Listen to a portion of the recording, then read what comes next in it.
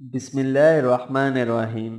دوستو، آج کا واقعہ حضور صلی اللہ علیہ وسلم کے ایک عاشق کا ہے جو آپ کو دیکھ کر آپ کا عاشق ہو گیا۔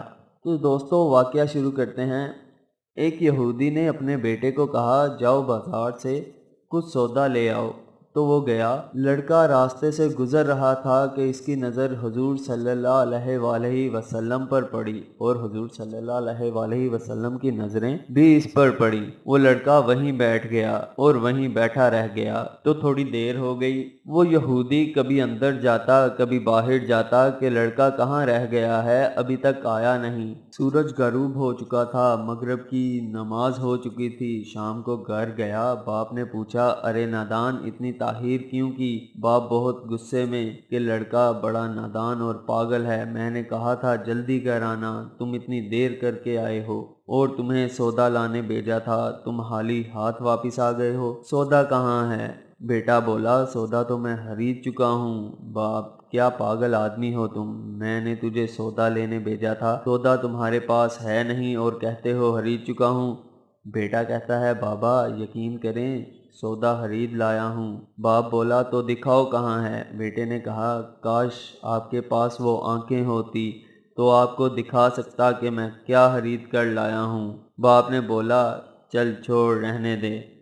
وہ لڑکا روز نبی رحمت صلی اللہ علیہ وسلم کی خدمت میں بیٹھنے لگا۔ وہ یہودی کا اکلوتا بیٹا تھا، بہت پیارا تھا، اس لیے کچھ نہ کہا۔ کچھ دنوں کے بعد لڑکا بہت بیمار ہو گیا، کافی دن بیمار رہا، اتنا بیمار ہو گیا کہ کمزوری ہو گئی، کروٹ لینا مشکل ہو چکا تھا، وہ پھر قریب مرگ ہو گیا۔ یہودی بہت پریشان تھا، پھر بھاگا گیا حضور صلی اللہ علیہ وسلم کی بارگاہ میں اور بولا، آپ کے پاس آیا ہوں، آپ تو جانتے ہی ہیں میں یہودی ہوں، مجھے آپ سے کوئی اتفاق نہیں، مگر میرا لڑکا آپ کو دل دے چکا ہے اور قریب المرگ ہے، آپ کو دن رات یاد کر رہا ہے، کیا ممکن ہے آپ اپنے اس دشمن کے گھر آ کر اپنے معشوق عاشق کو ایک نظر دیکھنا پسند کریں؟ کیا یہ آرزو پوری ہو جائے گی کہ وہ مرنے سے پہلے آپ صلی اللہ علیہ وسلم کا دیدار کر لے؟ وہ کسی اور چیز کی آرزو نہیں کر رہا۔ آپ نے یہ نہیں فرمایا میں جاؤں گا یا نہیں جاؤں گا، آپ صلی اللہ علیہ وسلم نے فرمایا، ابو بکر اٹھو، عمر اٹھو، علی چلو چلیں، عثمان آؤ، باقی بھی جو سب ہیں چلیں، آپ کے عاشق کا دیدار ہم بھی کریں، اپنا دیدار اسے دیتے ہیں، آخری لمحہ ہے، آنکھیں بند کرنے سے پہلے اسے ہم کچھ دینا چاہتے ہیں، چلو چلتے ہیں۔ یہودی کے گھر پہنچے تو لڑکے کی آنکھیں بند تھی۔ حضور صلی اللہ علیہ وسلم کا سراپا کرم ہی کرم ہے۔ لڑکے کی پیشانی پر آپ صلی اللہ علیہ وسلم نے اپنا دست اقدس رکھا، لڑکے کی آنکھیں کھل گئیں، جیسے زندگی لوٹ آئی ہو، جسم میں طاقت آ گئی، توانائی میں جوانی آئی، آنکھیں کھلی، روح مصطفیٰ پر نظر پڑی، ہلکی سی چہرے پر مسکراہٹ آئی، لب کھلے، مسکراہٹ پھیل گئی۔ حضور صلی اللہ علیہ وسلم نے فرمایا، بس اب کلمہ پڑھ لو۔ لڑکا اپنے باپ کا منہ تکنے لگا تو وہ یہودی بولا، میرا منہ کیا تکتا ہے؟ محمد بن عبداللہ جو کہتے ہیں کرو۔ لڑکا بولا، یا رسول اللہ، میرے پاس تو کچھ بھی نہیں۔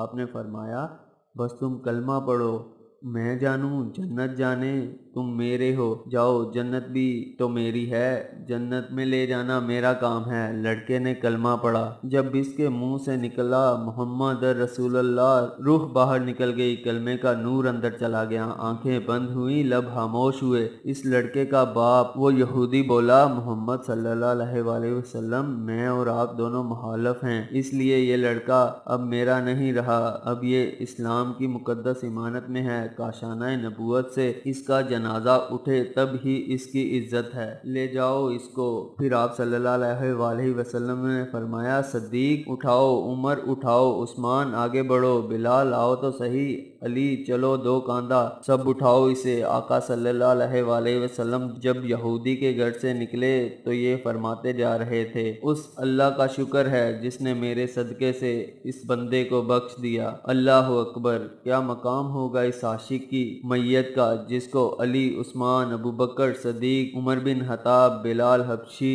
رضی اللہ تعالی عنہ جیسی مشہور شخصیات کاندھا دے کر لے جا رہے ہوں اور آگے آگے محمد مصطفیٰ ہوں۔ قبر कब्र तैयार हुई, कफन पहनाया गया। हजरत मोहम्मद सल्लल्लाहु अलैहि वसल्लम कब्र के अंदर तशरीफ ले गए, कब्र में खड़े हुए और काफ़ी देर खड़े रहे और फिर अपने हाथों से इस आशिक की मैयत को अंदर उतारा। आप सल्लल्लाहु अलैहि वसल्लम कब्र के अंदर पंजों के बल चल रहे थे, मुकम्मल पाँव मुबारक नहीं रख रहे थे।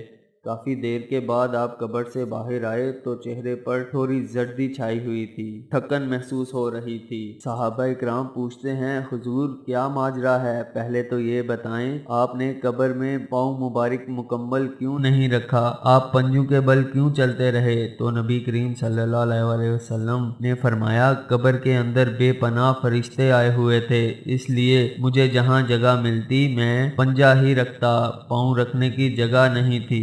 मैं नहीं चाहता था कि किसी फरिश्ते के पाँव पर मेरा पाँव आ जाए। फिर सहाबा ने पूछा, आप कब्र के अंदर क्यों गए, हमें कहते हम चले जाते। तो सुभान अल्लाह खूबसूरत जवाब दिया कि मैंने इस लड़के को बोला था तेरी कब्र को जन्नत बनाऊंगा, तो अब इसी कब्र को जन्नत बनाने कब्र के अंदर चला गया था। हुजूर सल्लल्लाहु अलैहि वसल्लम इतने थके हुए क्यों हैं? थका इसलिए हूँ कि फरिश्ते और खूरें इस आशिक के दीदार के लिए आ रहे थे और मेरे वजूद के साथ लग कर गुजर रहे थे, इसकी वजह से थका हुआ हूँ।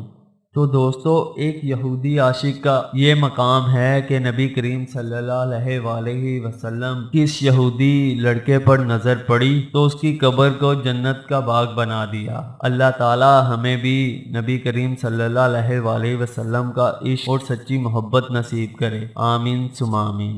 दोस्तों, अगर आपको ये वीडियो पसंद आई तो लाइक करें, शेयर करें और कमेंट करके हमें ज़रूर बताएं कि आपको ये कैसी लगी, और हमारे चैनल डेली इस्लामिक वीडियो को सब्सक्राइब ज़रूर करें।